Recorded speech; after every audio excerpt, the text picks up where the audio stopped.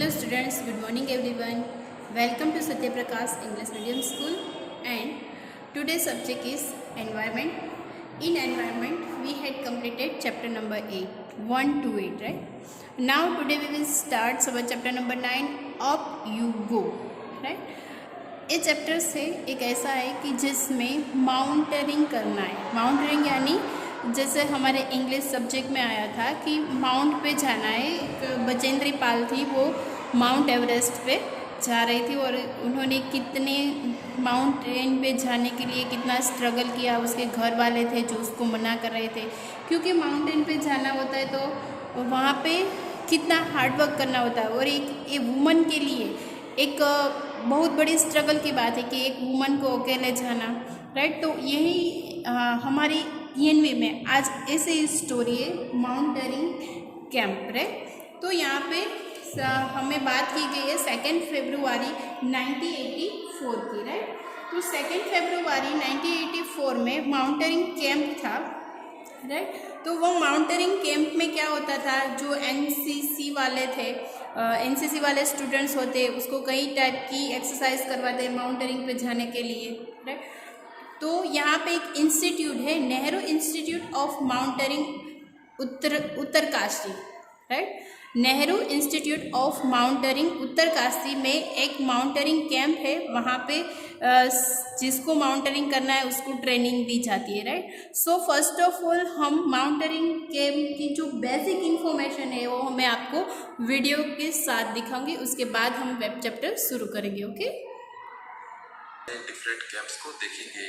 Camps का मकसद होता है कैडेट्स को रेजिमेंटल वे ऑफ लाइफ से रूबरू कराना, जो कैडेट्स में team work, leadership quality, self confidence, self reliance and dignity of labour जैसी क्वालिटीज को इनकलकेट करने में हेल्प करते हैं। कैंप्स के दौरान कैडेट्स को इंस्टीट्यूशनल ट्रेनिंग में सिखाई गई थ्योरेटिकल नॉलेज को रियल लाइफ में अप्लाई करने का मौका मिलता है। जूनियर डिवीजन या जूनियर विंग के कैडेट्स को मिनिमम 1 और सीनियर डिवीजन या सीनियर विंग के कैडेट को मिनिमम 2 कैंप्स कंपलसरी अटेंड करने होते हैं। ऑन एन एवरेज किसी भी मंथ में NCC 100 से ज़्यादा कैंप ऑर्गेनाइज करवाती है। कैंप्स में 400 to 600 cadets, 3 to 4 officers, 15 to 20 associate NCC officer यानी ANOs, permanent instructor staff, whole time lady officer, girl cadet instructor भी कैंप में मौजूद होते हैं। हर साल 8 लाख से भी ज्यादा कैडेट्स इन कैंप्स में पार्टिसिपेट करते हैं। अब चलिए NCC द्वारा कंडक्ट किए जाने वाले अलग अलग कैंप्स को देखते हैं। एनुअल ट्रेनिंग कैंप यानी ATC या कंबाइंड एनुअल ट्रेनिंग कैंप यानी CATC। ATC या CATC के कैंप उसी स्टेट में कंडक्ट करवाए जाते हैं under respective NCC directorates. Centrally organised camp यानी COC, ये कैंप ऑल इंडिया नेचर के होते हैं, जिसे स्टेट NCC डायरेक्टरेट से कंसल्ट करने के बाद ही headquarter director general NCC DG NCC द्वारा अकॉर्डिंगली प्लान किया जाता है। COC के अंडर में जो कैंप ऑर्गेनाइज किए जाते हैं उसकी बात करें तो सबसे पहले आता है national integration camp and special national integration camp. In camps का मेन पर्पस होता है वेरियस स्टेट से आए कैडेट्स में कल्चरल गैप खत्म करना। हर साल डिफरेंट स्टेट्स में 37 नेशनल इंटीग्रेशन कैंप ऑर्गेनाइज किए जाते हैं और उसके अलावा 6 special national integration camp India के एक्सट्रीम प्लेसेस में कंडक्ट किए जाते हैं। Leadership camps, 6 advance leadership camps हर साल कंडक्ट किए जाते हैं, जिसमें 1300 से ज्यादा कैडेट्स पार्टिसिपेट करते हैं। इस कैंप का फोकस होता है आर्म फोर्सेस के लिए कैडेट की personality development and leadership skill को पॉलिश करना। थल सैनिक कैंप, नौ सैनिक कैंप और वायु सैनिक कैंप रिस्पेक्टिवली NCC की आर्मी, नेवी और एयरफोर्स विंग के कैडेट्स के लिए कंडक्ट किए जाते हैं।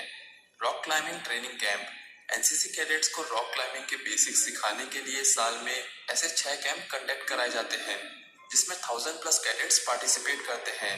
अब बारी है सबसे फेमस कैंप की, जो है एनुअल रिपब्लिक डे कैंप, जो RDC के नाम से जाना जाता है। ये कैंप हर साल 1 जनवरी से लेकर 29 जनवरी तक दिल्ली कैंट के गैरिसन परेड ग्राउंड में कंडक्ट किया जाता है। 2070 NCC कैडेट्स सभी स्टेट्स और यूनियन टेरिटरी से सिलेक्ट होकर दिल्ली कैंप अटेंड करने के लिए आते हैं। RDC के लिए सिलेक्ट होना किसी भी NCC कैडेट का सपना होता है। अटैचमेंट ट्रेनिंग, अटैचमेंट ट्रेनिंग में कैडेट्स को डिफेंस फोर्सेस में किस तरह से काम किया जाता है इसका आइडिया मिलता है। कैडेट्स को जनरली आर्मी यूनिट में, Indian military academy and officers training academy में, मिलिट्री हॉस्पिटल्स में एयरफोर्स एकेडमी में, इंडियन नेवल एकेडमी में, एयरफोर्स स्टेशंस में या फिर नेवल शिप में अटैच किया जाता है। Social service and community development. इस कैंप का मकसद होता है कैडेट्स की एनर्जी को चैनलाइज करते हुए सेल्फलेस सर्विस के साथ देश को आगे बढ़ाने के लिए प्रयास करना। Youth exchange programme. Youth exchange programme basically NCC के सिलेक्टेड कैडेट्स और फ्रेंडली फॉरेन कंट्रीज के एनसीसी इक्विवेलेंट गवर्नमेंट ऑर्गेनाइजेशन के कैडेट्स के बीच में कंडक्ट करवाया जाता है। हर साल यूथ एक्सचेंज प्रोग्राम के अंडर 100 से ज़्यादा कैडेट्स अब्रॉड जाते हैं। इस प्रोग्राम में फिलहाल 10 कंट्रीज शामिल हैं। Adventure based learning. Adventure based learning में mountaineering expedition, all India trekking expedition, camel safari, parasailing, para basic course, cycle and motorcycle rallies, sailing expedition और सी सॉटी जैसी एक्टिविटी शामिल हैं। इसके अलावा अगर आप स्पोर्ट्स में रुचि रखते हो तो आपको एनसीसी को स्पोर्ट्स में रिप्रेजेंट करने के कई मौके मिल जाएंगे। अगर अभी आप एक एनसीसी कैडेट हो तो अपनी पूरी कोशिश करो कि जितने ज़्यादा हो सके उतने कैंप अटेंड कर सको, क्योंकि हर कैंप में आपको बहुत कुछ नया सीखने को मिलेगा। तो ये थे वो सारे कैंप्स जो एनसीसी द्वारा हर साल कंडक्ट करवाए जाते हैं।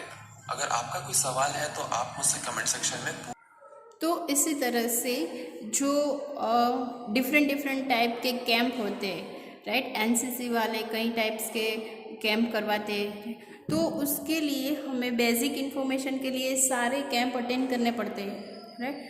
तो इसमें से एक पार्ट था एडवेंचर्स, जो हमारे चैप्टर्स इंग्लिश में आया था। एडवेंचर्स पार्ट है यानी माउंटेनियरिंग करना, राइट। सो यहाँ पे ये जो लड़की है वो कौन है, हमें इस चैप्टर्स में दिया गया है। We were at the mountaineering camp and were very excited. 20 of us were teachers from केंद्रीय विद्यालय. There were others women from banks and other institute. कई सारी वुमेंस होती है जो इसमें पार्टिसिपेट करना चाहती है, राइट।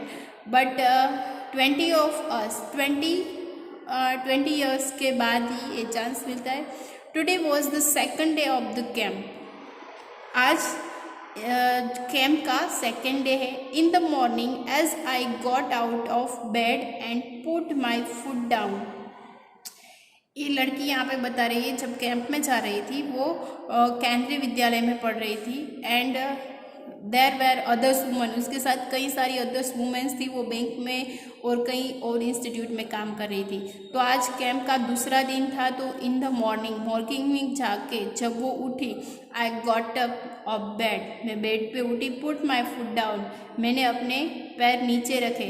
आई स्क्रैम्ड इन पेन, मतलब मेरे लेग्स में पेन होने लगा। I remembered yesterday 26 kilometre walk with the heavy rucks on my back, right. दूसरे दिन उसको याद आया कि मेरे पैर क्यों इतने पेन कर रहे हैं। दूसरे दिन उसको याद आया कि कल मैंने 26 किलोमीटर वॉक किया था, वो भी heavy rucks on my back. उसकी बैक पे यानी उसकी बैक साइड शोल्डर्स पे एक बैग हैंग किया हुआ था, उसके अंदर बहुत सारी वेट थी यानी वजन थी। I was afraid to go back to that steps climb and the rough narrow path. I was afraid, मैं बहुत ही चिंतित हो गई थी कि वो go back to that steps, मतलब मैं जब क्लाइंब कर रही थी वहाँ पे तब मुझे कैसा फील हुआ था, रफ एंड नैरो पाथ। वो जो पाथ था यानी वो रास्ता था वो कैसा था, नैरो था और रफ था। With tears in my eyes, I started walking slowly toward the room of Brigadier ज्ञान सिंह। यस, जब वो क्लाइंब कर यानी वॉक कर रही थी तब उसका रास्ता देख के उसको रोना आ रहा था। With tier in my eyes, मुझे रोना आ रहा था। आई स्टार्टेड वॉकिंग स्लोली, फिर भी मैंने धीरे धीरे चलना शुरू कर दिया और रूम ऑफ ब्रिगेडियर में ब्रिगेडियर ज्ञान सिंह के रूम के पास गई।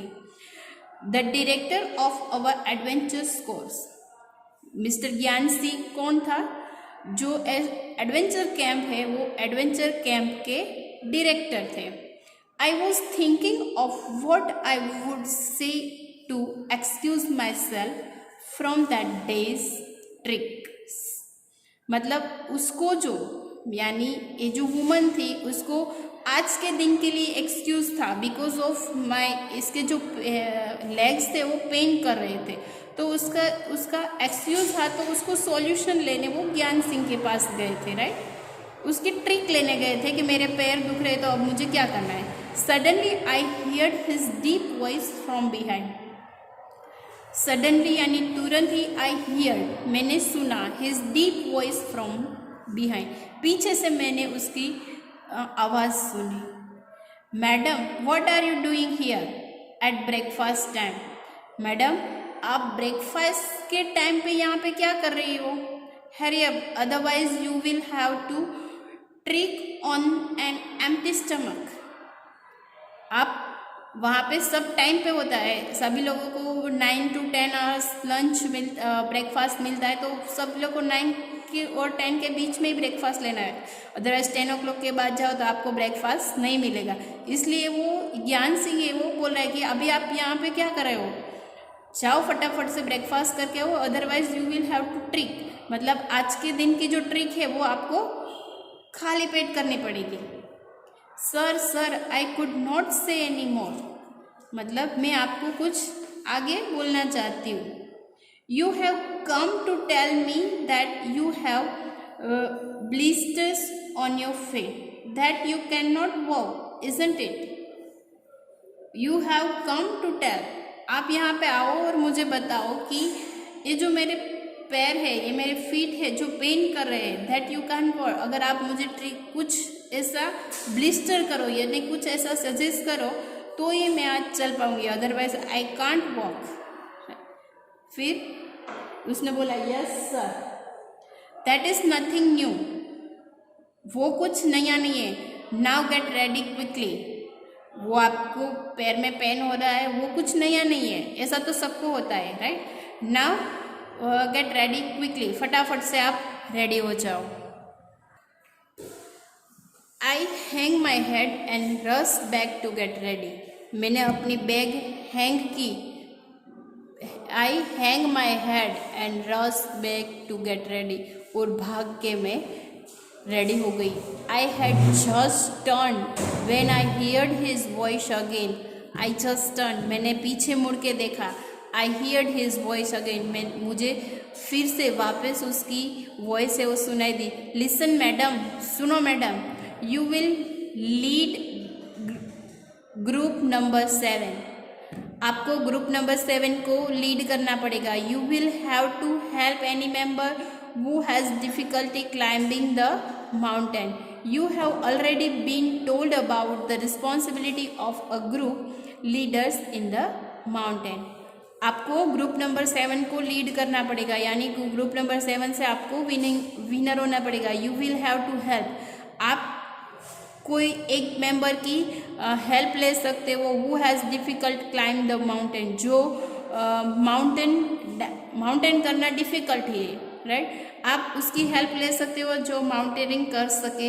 You have already been told about the responsibility, वो आपकी जवाबदारी है कि आपकी ग्रुप में से आपके ग्रुप लीडर को किसी की हेल्प लेना, राइट।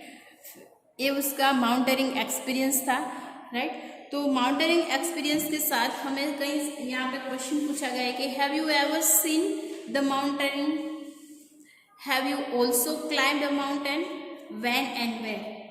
आपने कभी माउंटेनिंग किया है या फिर माउंटेन को देखा है? Yes, I am show mountaineering during my trip in Shimla last year. जब आप लास्ट ईयर शिमला गए थे तब देखा होगा, I think. I also climb up the mountain, मतलब शिमला पे वहाँ पे माउंटेनिंग है तो वहाँ पे गए होंगे तो माउंटेनिंग की होगी। How far you walked at one time, how far can you walk. अगर गए भी नहीं है तो वहाँ पे हम कितने किलोमीटर चल सके, वो तो इम्पॉसिबल है, राइट। तो ये जस्ट क्वेश्चन आंसर हम स्किप करेंगे, राइट। जस्ट इमेजिन करना है, इमेजिन तो हम कर सकते हैं अगर हम गए नहीं है तो। What do you think about the path on mountains, draw a pictures. आपको एक पिक्चर्स ड्रॉ करना है, जस्ट इमेज करना है कि माउंटेनिंग पे गए होंगे तो ये जो माउंटेनिंग का पाथ है वो कैसा है. Just draw in your notebook. You have to complete this drawing in your notebook. Then a big responsibility, सबसे बड़ी रिस्पॉन्सिबिलिटी क्या होती है, right? I started thinking about what a leader must do. Help others in carrying their bags. Let the group go ahead and keep to the last. Help those who cannot climb properly. आपको punishment मिलेगी, जवाबदारी मिलेगी आपके group leader से. आपको कुछ responsibility देंगे कि help other in carrying there bags. आपको दूसरों की हेल्प करनी पड़ेगी बैग को कैरी करने में, यानी बैग उचकने के लिए. Let the group go ahead and keep to the last. पूरा ग्रुप चला जाएगा, उसके बाद आपको जाना है. Help those who can not climb properly. आपको उसकी भी हेल्प करनी पड़ेगी जो प्रॉपरली क्लाइंब नहीं कर सकता है. Find a good place to stop and rest. एक अच्छी सी प्लेस पे, वहाँ पे आपको स्टॉप होना है और आपको वहाँ पे रेस्ट करना है. Look after those who are not well. आपको उसको भी देखना है जो अनवेल है, जिसकी तबीयत अच्छी नहीं है. Arrange for food for the group. आपको पूरे ग्रुप के लिए फूड अरेंज करना है. अगर हमने कोई भी मिस्टेक की तो ये सारी रिस्पॉन्सिबिलिटी पूरी हमारे आप पे आ जाएगी.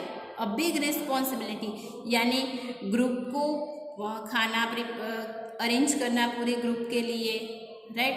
और सबके स्टॉप और रेस्ट कहाँ पे करना है. जो लोग क्लाइंब नहीं कर सकते प्रॉपरली उसकी भी हेल्प करना है. जो बैग कैरी नहीं कर सकते उसकी भी हेल्प करना है. एंड ग्रुप में पूरा ग्रुप चला जाए उसके बाद आपको लास्ट में जाना है, तो ये आपको पनिशमेंट मिलेगी.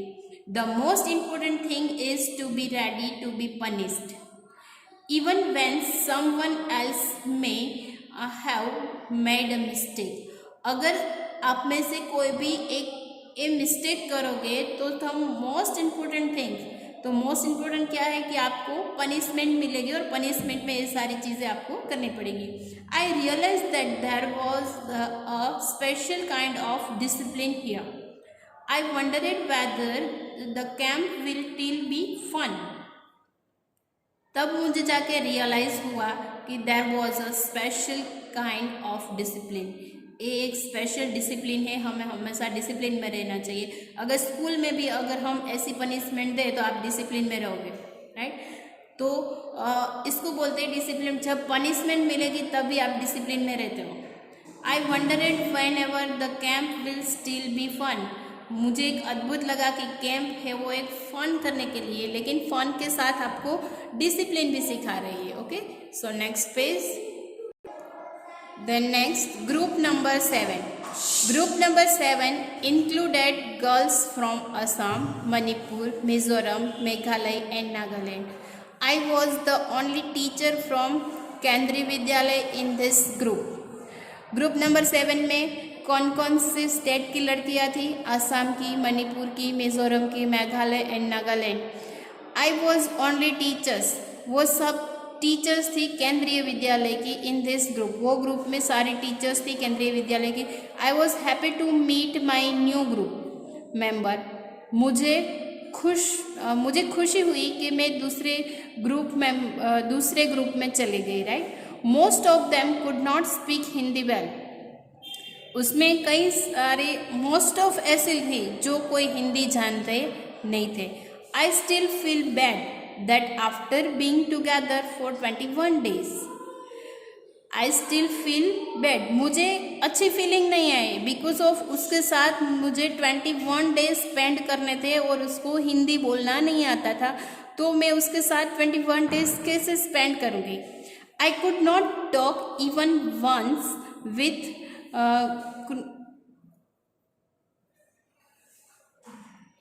I could not talk even once with खोंडोबी फ्रॉम मिज़ोरम. मैं इसके साथ मिज़ोरम ये जो सिटी का नाम है, तो मैं उसके साथ भी बात नहीं कर सकती थी. She spoke only Mizo. वो सिर्फ मिज़ो लैंग्वेज ही बोलती थी, but in our hearts we grew close to each other. But हम एक दोनों हार्ट से हम दोनों क्लोज हो गए थे। हम एक दूसरे की लैंग्वेज नहीं जानते थे, बट हम दोनों हार्ट से यानी साइन लैंग्वेज से वो दोनों क्लोज थे, राइट। फिर इसमें से अगेन हमें क्वेश्चन पूछा गया कि what do you think about the responsibility of a group leaders. Group leaders की रिस्पॉन्सिबिलिटी क्या है, व्हाट डू यू थिंक, आप क्या सोचते हो इस रिस्पॉन्सिबिलिटी के बारे में। Responsibility of a group leader include taking care of each member of the group, maintaining discipline among all, guiding all members to right their path. I would feel happy. Uh, I would feel happy, right? फिर ये सारी जो group के जो leader थे उसकी responsibility थी। Second question है, how do you feel if you were made a leader in such a camp. आप कैसा फील करोगे अगर आप इसी ग्रुप के लीडर्स होते तो आप कैसा फील करोगे।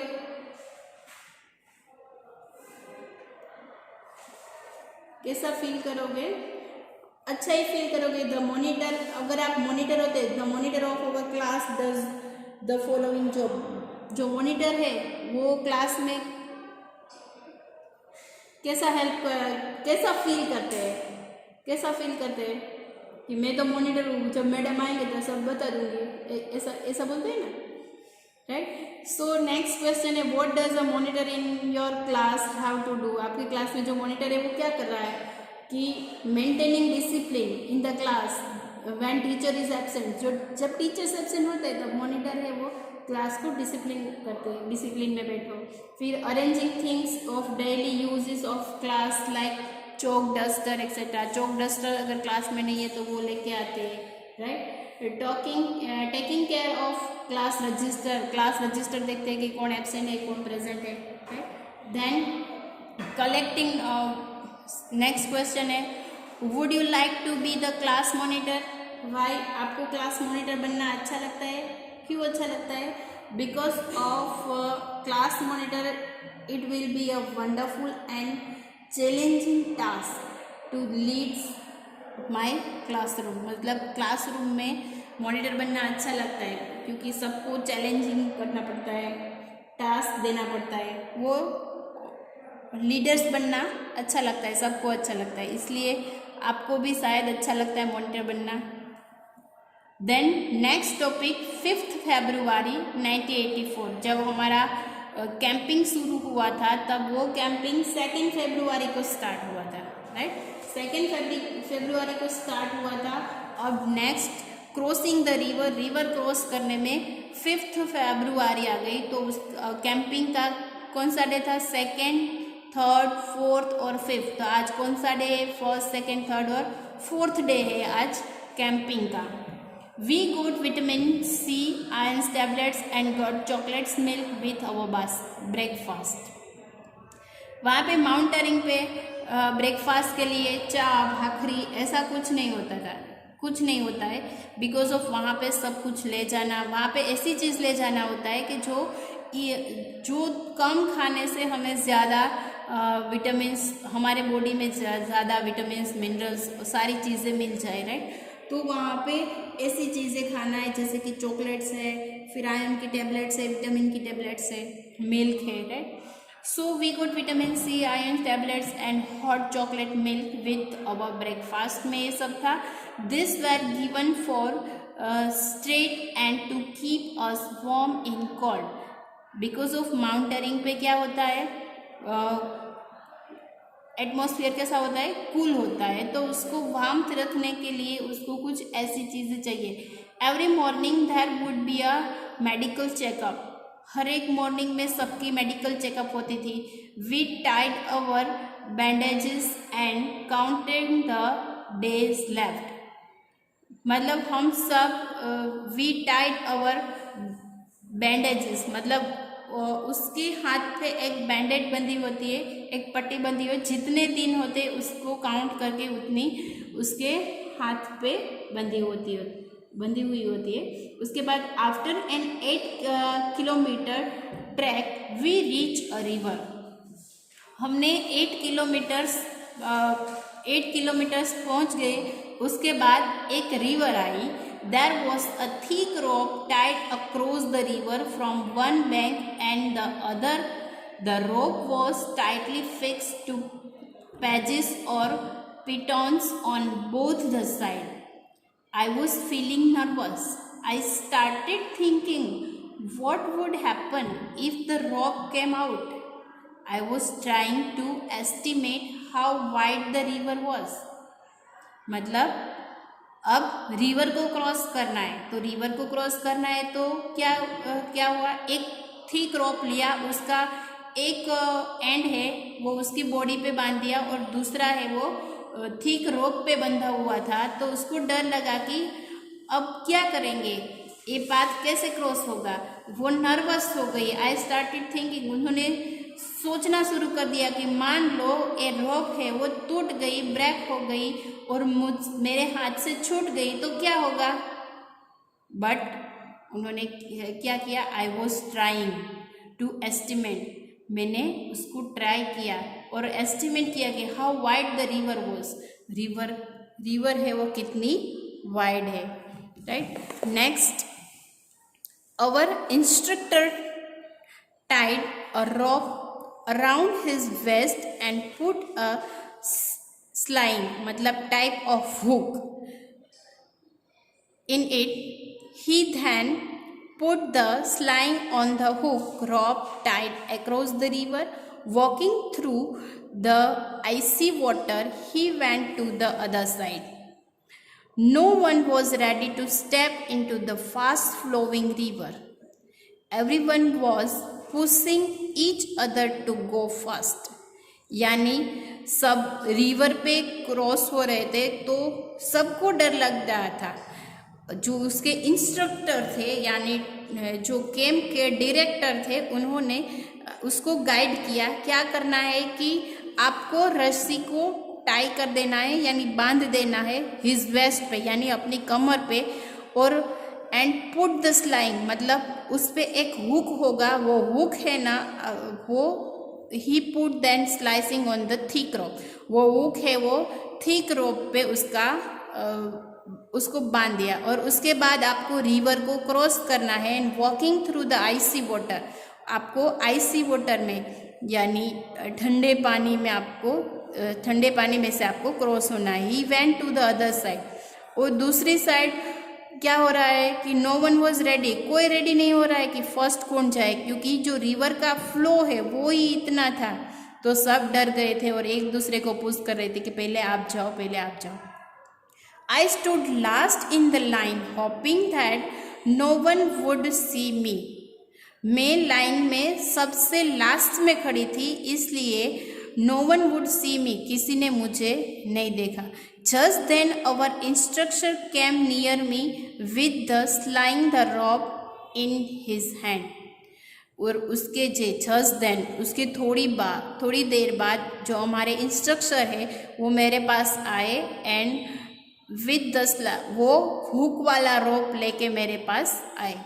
आई knew there was no escape now, I was ready but did not have the courage. Sir, I could guess my fears, he called out loudly. 3 cheers our Sangeeta madam, and before I knew it, someone had gently pushed me into the water. वो sir है वो उसके पास आए and उसके बाद आई was ready, वो ready हो गई but did not have the courage, but उसको हिम्मत नहीं हो रही थी। Sir could gas my fear, sir क्या आप मेरा फियर है जो डर है वो गैस कर सकते हो कि कितना है। ही कॉल्ड आउट लाउडली, फिर सर ने लाउडली बोला 3 cheers for Sangeeta madam, Sangeeta madam को बुलाया। एंड बिफोर, उससे पहले, आई न्यू इट, वो जानते थे कि someone's had gently pushed me, कि कई लोग हैं वो मुझे पुश करेंगे कि आप पहले पानी में जाओ। I felt as if my feet were frozen, मेरे पैर है वो थम गए।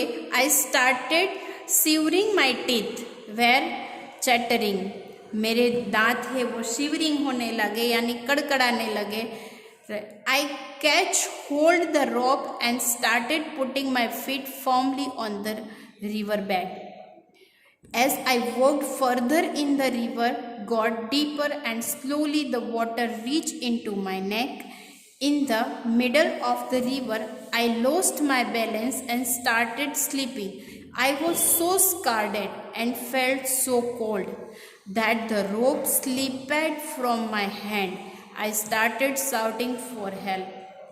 चलो वो पानी में तो चले गई, उसके बाद क्या हुआ, उसके दांत थे जो कड़कड़ाने सिवरिंग करने लगे थे, कड़कड़ाने लगे थे, were chattering. I catch hold of, मैंने उस वो रॉप को पकड़ा एंड पकड़ के रखा and started putting my feet, फिर मैंने चलना शुरू किया on the river bank. As I walk further, थोड़ा मैंने पानी में चला, उसके बाद द रिवर गॉट डीपर, रिवर है वो ऊंडी मतलब डीपर यानी ऊंडाण वाली थी। स्लोली स्लोली वाटर रीच, मैं धीरे धीरे चल रही थी पानी में, तो पानी मेरे गर्दन तक आ गया। इन द मिडल, रिवर के मिडल में आई लॉस्ट माई बैलेंस, मैंने अपना बैलेंस घुमा दिया एंड मैं स्लिप होने लगी। आई वॉज स्कार्डेड, मुझे बहुत ही डर लगने लगा। Felt so cold, because of मुझे बहुत ही ठंड लग रही थी। दैट द रोप, या मेरे पास जो रोप था वो भी स्लिप होने लगा मेरे हाथ से। एंड आई स्टार्टेड शाउटिंग, फिर मैंने शाउटिंग करना शुरू कर दिया कि please help me, please help me.